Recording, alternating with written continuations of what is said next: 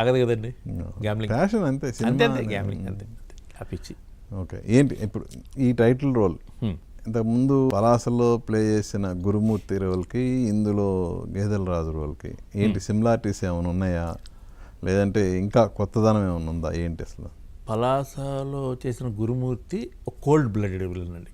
అంటే ఎక్కువ మాట్లాడు, జస్ట్ చిన్న తల ఊపిరితోనే చేయాల్సినంత చేస్తుంటాడు. బట్ ఈ గేదెల రాజు అనే క్యారెక్టర్ కొంచెం అగ్రెసివ్గా ఉంటుందండి. కొంచెం వాడు ఏంటంటే ఒక రౌడీ షీటర్, అంటే ఒక పాల వ్యాపారం. అతను సినిమాలో కూడా అతను అసలు పేరు భగవాన్ రాజు. ఈ పాల బిజినెస్ చేయడం వల్ల అతను అందరూ గేదెల రాజు అని పిలుస్తారు.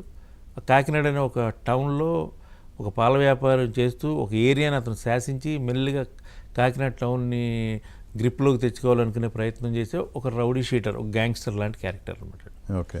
సో అతనికి ఉండే చిన్న చిన్న బలహీనత వల్ల అతను ఈ సినిమాలో హత్యకు గురవుతాడు. ఓకే. ఓపెనింగ్ సీన్లోనే అతను హత్యతో ఓపెన్ చేసేస్తున్నారు సినిమా. సో క్లియర్ గేదెల రాజా అన్నోడు చచ్చిపోతాడు సినిమాలో. అక్కడి నుంచి ఏం జరిగింది అనేది నాన్ లీనియర్ స్టైల్లో ప్రస్తుతం వెనక్కి అలా చేసుకుంటూ టైట్ స్క్రీన్ ప్లేతో ఒక 2 hours ప్లే చేశాడు డైరెక్టర్. ఇందులో సస్పెన్స్, ఎవరు చంపారు, రీజన్ బిహైండ్ మర్డర్ చేయడానికి ఏంటి అనే దాని మీద ఒక ఇంట్రెస్టింగ్ క్యారెక్టర్స్ని, అంతా కొత్త వాళ్ళండి, థియేటర్ ఆర్టిస్టులు, ఎవరో ఒకళ్ళిద్దరు తెలిసిన వాళ్ళు ఉన్నారు. మన శ్రీకాంత్ అయ్యం గారు, తర్వాత భాష, ఇలా ఉన్నారు. బట్ ఆల్మోస్ట్ అందరినీ ఒక రస్టిక్ లుక్ ఉన్న ఆర్టిస్టులను సెలెక్ట్ చేసుకొని బాగా చేసుకున్నాడు. అదే నాకు బాగా నచ్చిందండి. అది వాళ్ళతో ఒక వర్క్షాప్ చేసుకొని ఎవ్రీథింగ్ అంతా పర్ఫెక్ట్గా చేసుకొని, ఒక టైంలో కంచరపాలెం, ఈ పలాస, ఇలాంటి వాళ్ళు ఎలా వర్కౌట్ చేశారనేది ఇలా చేసుకొచ్చాడు అబ్బాయి. ఈయన కాకినాడ తాలూకా అన్నారు ఏంది? ఇన్ఫ్యాక్ట్ ఫస్ట్ ఈ సినిమా కణిక పర్వం అని, మనం మీకు తెలుసు కణికుడు యొక్క స్టోరీ. కణికుడు అంటే ధృతరాష్ట్రుడి కొలువులో ఒక అడ్వైజర్. వాడి నీతి ఎంత భయంకరంగా ఉంటుందంటే, నేనే పోతే ఎదుటోడు కూడా పోవాలనే ఒక దారుణమైన నీతి అండి అది.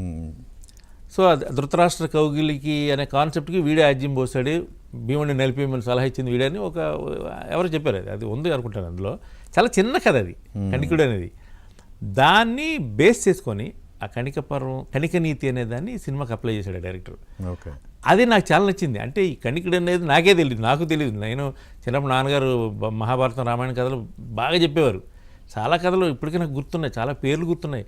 ఈ కణికుడు అనేవాడు ఎక్కడి నుంచి వచ్చాడు, వీడు నాకు విదురుడు తెలుసు కానీ కణికుడు అనేవాడు ఎక్కడి నుంచి వచ్చాడు స్టడీ చేస్తే చాలా చిన్న కథ, కానీ వాడి నీతి మాత్రం చాలా దారుణమైన నీతి అండి. అది బేస్ చేసుకొని చేశాడు. సినిమాకు కూడా కణిక పర్వం అని పెట్టాడు ఫస్ట్ టైటిల్. ఓకే. పెడితే నేనేమన్నానంటే కణిక పర్వం అని పెట్టడం వల్ల చాలామందికి అర్థం కాకపోవచ్చు. అది చాలా కొంచెం ఇదిగా ఉంది, పొయిటిక్గా ఉంది, కొంచెం మాసీగా వెళ్దాం, సినిమా మాస్ సినిమా కదా, మర్డర్ మిస్టరీ అన్నప్పుడు గేదెల రాజు అనే టైటిల్ పెట్టేద్దాం అని అన్నానండి. అన్న టైంలో అదే టైంలో ఈ తాలూకా అనేది మళ్ళీ ఒక వైబ్ క్రియేట్ అయింది. ఎమ్మెల్యే గారి తాలూకా ఇవన్నీ ఆ టైంలో అది పెడదామా అని డిస్కషన్ వచ్చింది.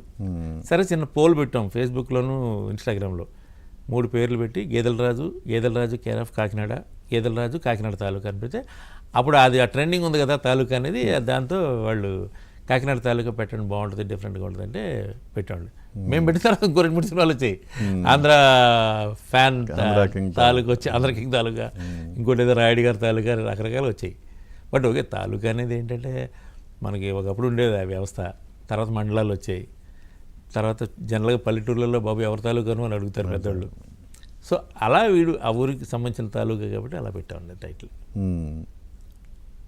అంటే ట్రైలర్ చూస్తే ఇప్పుడు పలాసలాగానే ఒక అట్టడుగు వర్గాలకు సంబంధించిన కథ ఏమో అనిపించేలా ఉంది.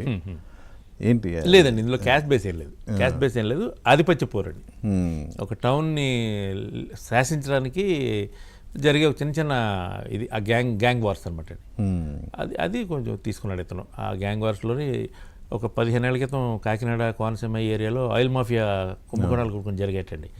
వాటిని కూడా కొంచెం దాంట్లో రిలేట్ చేశాడు సినిమాని. అది అంటే డైరెక్టర్ ఫస్ట్ మీ దగ్గరికి క్యారెక్టర్ కోసం వచ్చాడా, లేదంటే మ్యూజిక్ డైరెక్షన్ కూడా మీరే చేయాలని వచ్చాడు? ఎలా వచ్చింది? మ్యూజిక్ గురించి అండి. ఫస్ట్ వచ్చింది, క్యారెక్టర్ గురించి చెప్పలేదు, వచ్చింది మ్యూజిక్ గురించి. వచ్చాడు, ఇలాగ ఈ సినిమా కొంచెం హెల్ప్